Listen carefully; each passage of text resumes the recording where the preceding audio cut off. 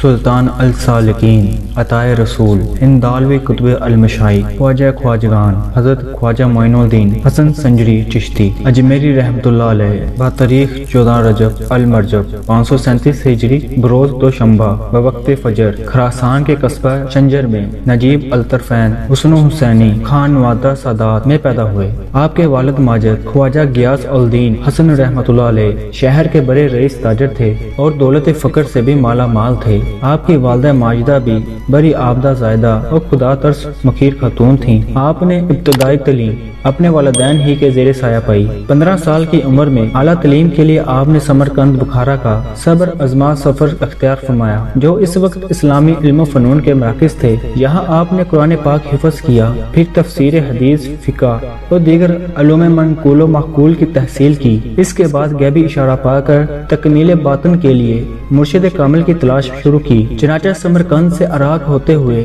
نشارپور پہنچے تو یہاں قصبہ ہارون کے صاحب کشف و کرامت بزرگ شیخ الشیوخ سیدنا حضرت خواجہ عثمانی ہارونی کا بڑا شہرہ تھا، جس کا سلسلہ نسب 11 واسطوں سے حضرت علی کرم اللہ وجہ تک پہنچتا تھا۔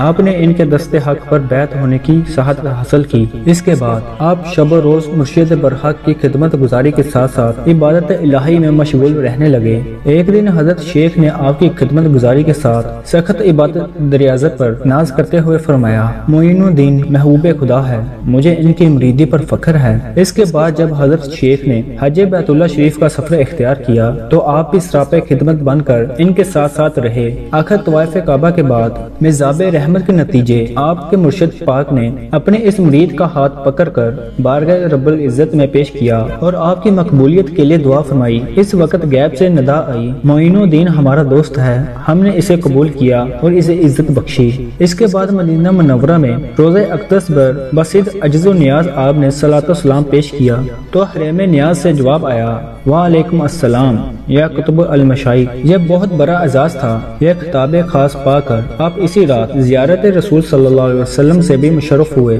جس میں آپ کو تبلیغ اسلام کے لیے ولایت ہند عطا ہوئی۔ عطائے رسول کے اس اعزاز خاص کے بعد مرشد کامل نے خرقہ شریف عطا کر کے آپ کو اپنی خلافت عظمیٰ سے بھی نواز دیا۔ یہاں سے سرفراز ہو کر بغداد شریف حاضر ہوئے، جہاں آپ نے حضرت سیدنا غوث اعظم محبوب شجانی شیخ محی الدین عبد القادر جیلانی کی خدمت میں حاضر ہو کر چلہ کشی کی اور بیش بہا فیوز باطنی سے نوازے گئے۔ ان تمام اعزازات سے مزین ہو کر اصفہان، ہرات، سبزوار، بلخ اور غزنی ہوتے ہوئے آپ عازم ہند ہوئے۔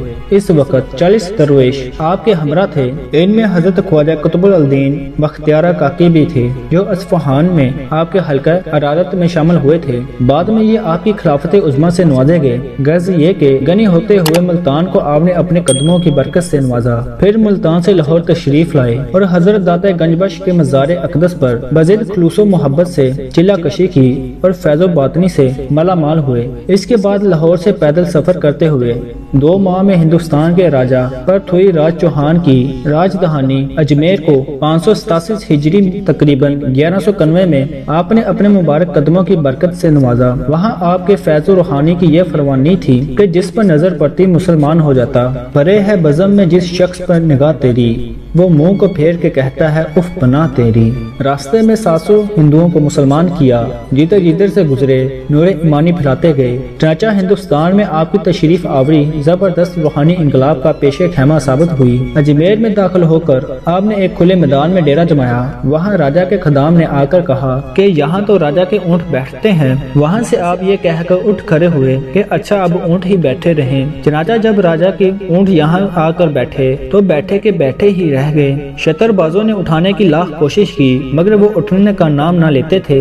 آخر عاجز آ کر شتر بازوں نے حضرت خواجہ کے حضور معافی طلب کی، آپ نے معاف فرما دیا تو اونٹ فوراً اٹھ کھڑے ہوئے۔ یہ دیکھ کر سب حیران رہ گئے۔ وہاں سے آ کر آپ انا ساگر کے قریب تشریف فرما ہوئے۔ انا ساگر ایک خوبصورت اور وسیع تالاب تھا، جس کے کنارے بڑے بڑے مندر تھے، جس میں بتوں کے ساتھ ساتھ جگہ جگہ گائے کی مورتیاں بنی ہوئی تھیں۔ سینکڑوں منت اور ہزاروں پجاری رات دن ان کی پوجا کرتے رہتے تھے۔ علاوہ ازیں پتھر، سانپ، درخت اور گوبر تک ان کے محبوب تھے۔ یہ حال دیکھ کر حضرت خواجہ کو بہت افسوس ہوا۔ کفر و شرک کے خلاف جہاد کرتے ہوئے آپ نے وہیں اپنے ہاتھ سے گائیں ذبح کی اور سب درویشوں کو کھلائی۔ یہ دیکھ کر ہندو آپے سے باہر ہو کر آپ پر چڑھ دھورے، آپ نے مٹھی بھر خاک لے کر ان پر پھینک دی، جس سے ان میں افراتفری پھیل گئی۔ جس پر خاک پڑی اس کا جسم خشک ہو کر رہ گیا، بہت سے بھاگ گئے اور جو رہ گئے وہ مسلمان ہو گئے۔ اس طرح کفر و شرک کے بازار میں آپ نے توحید کی شمع روشن کی۔ چنانچہ اب جو انا ساگر کے پانی سے فقراء نے نہانا دھونا اور وضو کرنا شروع کیا تو چھوت چھات کے عادی ہندوؤں پر کاری ضرب پڑی۔ انہوں نے انا ساگر کا پانی استعمال کرنے سے درویشوں کو منع کیا تو حضرت خواجہ نے انا ساگر کا سارا پانی قدرت الہی سے اپنے پیالے میں سمیٹ لیا۔ سارا تالاب خشک ہو گیا تو مخلوق خدا پیاس سے بے حال ہونے لگی۔ جو لوگ اپنی بد عقیدتی کی بنا پر آپ کا پانی بند کرنے پر تلے ہوئے تھے، اب وہ پھر آپ کی منت سماجت کرنے لگے۔ اس پر آپ نے پیالے کا پانی واپس انا ساگر میں انڈیل دیا تو وہ پھر پہلے کی طرح ٹھاٹے مارنے لگا۔ اس طرح آپ کی کرامات کی ہر طرف دھوم مچ گئی۔ آخرکار پرتھوی راج نے بزور شمشیر آپ سے طرز کیا تو اس کی حکومت شہاب الدین غوری کے ہاتھوں ختم ہو گئی۔ برصغیر پاک و ہند میں تبلیغ اسلام کی بنیادوں کو آپ نے اپنی خدا دادا روحانیت کے زور سے جو استحکام بخشا، تحریک میں اس کی مثال نہیں ملتی۔ آپ کی مقناطیسی شخصیت کے اثر سے لوگ فوج در فوج دار اسلام میں داخل ہونے لگے۔ آپ نے 90 لاکھ کفار کو کلمہ حق پڑھا کر حلقہ بگوش اسلام کیا، جو دنیا کی تاریخ میں ایک بہت بڑا ریکارڈ ہے۔ آپ کی تحریک روحانیت عالمگیر شہرت حاصل کر گئی۔ دور دراز ممالک تک کے طلباء اور صوفیاء اجمیر شریف آ کر آپ سے روحانی تربیت پاتے اور پھر اسلام کا پیغام لے کر دور دراز علاقوں میں پھیل جاتے۔ اس طرح آپ کے ذریعے دور دور تک دین اسلام کی ترویج و اشاعت ہوئی۔ اجمیر شریف کے قیام کے دوران آپ نے 2 شادیاں کی۔ آپ کی ایک زوجہ محترمہ تو حاکم اجمیر کی دختر نیک اختر بی بی عصمت اللہ تھیں اور دوسری بی بی امت اللہ تھیں جو ایک ہندو راجہ کی بیٹی تھی۔ وہ کلمہ پڑھ کر اپنی خوشی سے داخل اسلام ہوئی تھی۔ آپ کے 3 صاحبزادے تھے، خواجہ فخر الدین، خواجہ حسام الدین اور خواجہ ضیاء الدین۔ حضرت خواجہ بزرگ کی تصانیف در ذیل بتائی جاتی ہیں: انس علی رواح، گنج علی اسرار، حدیث المعارف اور دیوان معین۔ آپ کی روزمرہ کی زندگی شریعت و طریت سے مزین تھی۔ 5 وقتہ نماز آپ باجماعت ادا کرتے تھے، ہمیشہ روزے رکھا کرتے تھے۔ آپ کا دستور تھا کہ روزانہ 1 کلام پاک ختم فرماتے تھے۔ نیز آپ کا معمول تھا کہ عشاء کے وضو سے فجر کی نماز ادا کیا کرتے تھے۔ آپ کی خوراک انتہائی قلیل تھی، لیکن غریبوں اور فقیروں کے لیے ہر وقت تندور گرم رہتا تھا۔ آپ کا لنگر کھانا بہت وسیع تھا، جس کا دروازہ ہر خاص و عام کے لیے ہر وقت کھلا رہتا تھا۔ غریبوں اور مسکینوں کے لیے سراپا شفقت و رحمت تھے، جس کی وجہ سے تاریخ میں آپ غریب نواز کے لقب سے مشہور ہوئے۔ ہندوستان میں آپ ہی سلسلہ چشتیہ کے بانی ہیں۔ ہندوستان میں آپ نے تبلیغ اسلام کا ایسا وسیع روحانی نظام قائم کیا اور پھر اس نظام کو اس قدر مستحکم کیا کہ آپ کے بعد بھی یہ نظام آب و تاب کے ساتھ پھلتا پھولتا رہا اور آج تک اس کا فیض و روحانی جاری و ساری ہے۔ دار اسلام کو وسیع سے وسیع تر کرنے کے لیے ہندوستان کے دارالسلطنت دلی میں مستقل طور پر آپ نے اپنے خلیفہ اعظم حضرت قطب الدین بختیار کاکی کو مقرر فرمایا، جن کے روحانی اثرات کی گرفت میں آ کر خود سلطان شمس الدین التمش آپ کا مریض خاص ہوا۔ اسی وجہ سے اس کی بادشاہت میں خلافت کی شان نظر آتی ہے۔ حضرت قطب اعلی قائب کے جانشین حضرت بابا فرید الدین گنج شکر اور ان کے خلیفہ خواجہ نظام الدین اولیاء رحمت اللہ علیہ نے سلسلہ چشتیہ کو انتہائی عروج و کمال تک پہنچا دیا اور پھر حضرت محبوب الہی کے جانشین حضرت خواجہ نصیر الدین چراغ دلی نے سلسلہ چشتیہ کو افغانستان، ملیشیا، انڈونیشیا اور چین تک وسیع کر دیا۔ غرض یہ کہ آپ کے سلسلہ عالیہ میں بڑے بڑے مشائخ و کرام اور پیرانے عزائم ہوئے، جنہوں نے تاریخ کے ہر نامساعد دور میں شمع اسلام کو جاگر رکھا۔ ان سب کے سردار خواجہ غریب نواز تھے۔ سب آپ کو خواجہ خواجگان تسلیم کرتے ہیں۔ عرض یہ کہ حضرت خواجہ بزرگ نے سالہ سال تک برصغیر پاک و ہند میں تبلیغ اسلام کا روحانی کارنامہ انجام دینے کے بعد آپ 6 رجب 634 ہجری تقریباً 1236 کو بروز دوشنبہ وصال فرما گئے۔ انا للہ و انا الیہ راجعون۔ وصال حق حاصل ہوتے ہی آپ کی پیشانی مبارک پر خط نورانی میں یہ نقش ابھرا: حبیب اللہ ما تحفی حبیب اللہ۔ اللہ تعالیٰ کا حبیب اللہ تعالیٰ کی محبت میں وصال پا گیا۔ آپ کا آستانہ عالیہ اجمیر شریف بھارت میں ہے، جہاں ہر سال پہلی رجب سے 6 رجب تک عرس مبارک ہوتا ہے، جس میں دنیا بھر سے زائرین کرام حاضر ہوتے ہیں۔ حضرت خواجہ خواجگان کے اقوال نہایت سبق آموز ہیں، ان میں سے چند ایک آپ کی خدمت میں حاضر ہیں۔ منزل حق کے حصول کے لیے نماز نہایت ضروری ہے، کیونکہ مومن کی معراج ہی نماز ہے۔ عارف وہ ہے جو اللہ تعالیٰ کے سوا کسی سے کچھ طلب نہ کرے۔ عارف کی پہچان یہ ہے کہ خلقت سے بھاگتا ہے اور خاموش رہتا ہے۔ جس میں یہ تین خوبیاں ہوں، سمجھ لو کہ خدا اسے دوست رکھتا ہے۔ دریا جیسی سخاوت، آفتاب جیسی شفقت اور زمین جیسی تواضع۔ جس نے نعمت پائی سخاوت سے پائی۔ درویش وہ ہے جو کسی حاجت مند کو محروم نہ لوٹائے۔ جو شخص کسی بھوکے کو کھانا کھلائے، اللہ تعالیٰ قیامت کے دن اس شخص اور دوزخ کے درمیان 7 پردے حائل کر دے گا، اور ہر پردے کی وسعت 500 برس کے برابر ہوگی۔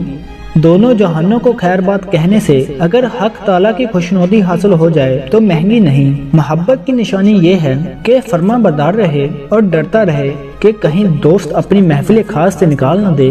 توکل کی نشانی یہ ہے کہ مخلوق خدا سے خواہ کتنی ہی تکلیف پہنچے شکوہ شکایت نہ کرے۔ 4 چیزیں گوہر نفس ہیں: تہی دستی میں اظہار دولت مندی، بھوک میں اظہار سیری، غم میں اظہار خوشی اور دشمن سے دوستی۔ حاجت روائی کے لیے الحمد بکثرت پڑھنا چاہیے۔ جو بیٹا اپنے ماں باپ کے قدم چومتا ہے، اس کے تمام گناہ بخش دیے جاتے ہیں۔ گناہ کرنے سے ہمیں اتنا نقصان نہیں پہنچتا جتنا کسی مسلمان بھائی کو ذلیل و خوار کرنے سے پہنچتا ہے۔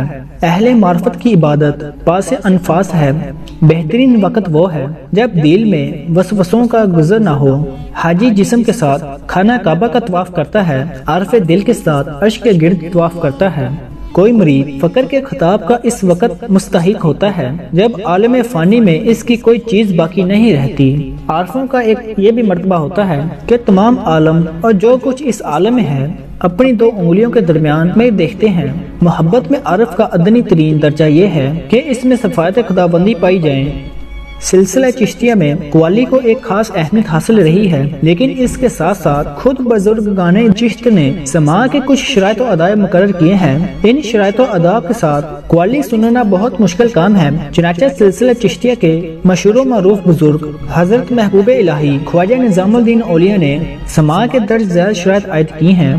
محفل سماع میں عورتیں نہ ہوں، قوالی سنانے والا لڑکا نہ ہو، مزامیر یعنی ساز وغیرہ نہ بجایا جائے، جو کچھ سنا جائے وہ صرف خدا کے لیے سنا جائے۔ مزید اس سلسلے میں مشہور بزرگ حضرت شیخ کلیم اللہ جہاں آبادی کا فرمان ہے، محفل سماع میں جو لوگ شریک ہوں وہ باوضو ہوں، محفل سماع عام راستے پر نہ ہو۔ محفل سماع سے پہلے ایک دفعہ سورۃ الحمد شریف اور 3 مرتبہ قل هو اللہ شریف پڑھ کر کثرت سے درود شریف پڑھیں۔ محفل سماع میں نماز میں قادے کی طرح سر جھکا کر بیٹھیں۔ قوال روپے پیسے کا لالچی نہ ہو، جو کچھ انہیں دیا جائے اسے احسان سمجھیں۔ محفل سماع برخاست ہو تو پھر سب حاضرین سورہ فاتحہ اور سورہ اخلاص 3 مرتبہ پڑھ کر بکثرت درود شریف پڑھیں۔ جو شخص ان آداب کی خلاف ورزی کرے گا اس کو سماع سے نفع کی بجائے نقصان پہنچے گا۔ تو دوستوں امید کرتا ہوں کہ آج کی ویڈیو آپ کو ضرور پسند آئی ہوگی۔ تو اس ویڈیو کو اپنے تمام سوشل میڈیا پلیٹ فارم اور دوست احباب کے ساتھ شیئر کیجیے، لائک کریں، کمنٹ کریں، اور جانے سے پہلے ہمارے اس چھوٹے سے چینل کو ضرور سبسکرائب کریں اور ساتھ میں موجود بیل کے آئیکن کو آل پر کلک کر دیں تاکہ اس جیسے مزید آنے والے نئے ویڈیو کی نوٹیفیکیشن آپ کو وقت پر مل سکے۔ تو آپ سے جلد ہی ملاقات ہوگی کسی نئی ویڈیو میں، تب تک کے لیے اللہ حافظ۔